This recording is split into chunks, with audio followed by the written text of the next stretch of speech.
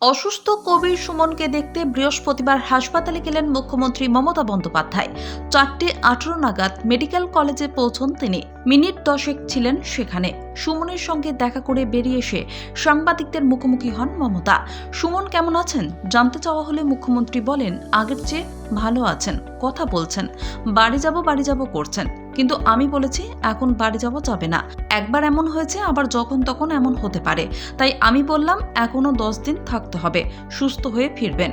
মুখ্যমন্ত্রী জানালেন, সুমন যেহেতু এখন কথা বলতে পারছেন তাই অন্য গল্পও হয়েছে। বাংলা খেয়াল নিয়ে কথা বলেছেন সুমন। এ প্রসঙ্গে মমতা বলেন, সুমনের সঙ্গে যেখানেই দেখা হোক গান নিয়ে কথা হয়। আজও হয়েছে, খেয়াল নিয়ে কথা হলো। ও আমাকে দেখে জয় বাংলা বলল, আমিও বললাম। মুখ্যমন্ত্রীকে সামনে পেয়ে গায়ক তার কাছে চকোলেট খাওয়ার আবদার করেন। যাওয়ার সময় মুখ্যমন্ত্রী সুমনের সেই আবদার পূরণও করেছেন।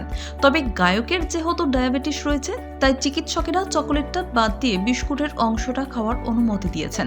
ধীরে ধীরে সংকট কাটিয়ে উঠেছেন কবির সুমন। মেডিকেল কলেজ সূত্রে খবর, আগের চেয়ে শারীরিক অবস্থার উন্নতি হয়েছে গায়কের। অক্সিজেনের নির্ভরতা কমেছে আগের থেকে। সারাক্ষণ অক্সিজেন সাপোর্টের দরকার পড়ছে না।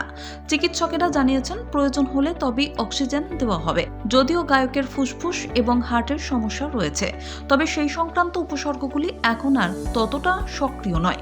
উঠতে বসতে পারছেন, মাঝে মাঝে হাঁটাচলাও করছেন তিনি।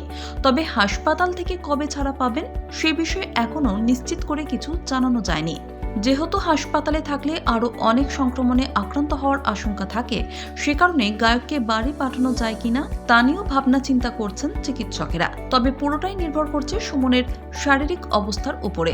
তিনি শারীরিকভাবে কেমন থাকেন সেটা বিশ্লেষণ করেই বাকি সিদ্ধান্ত নেবে মেডিকেল বোর্ড।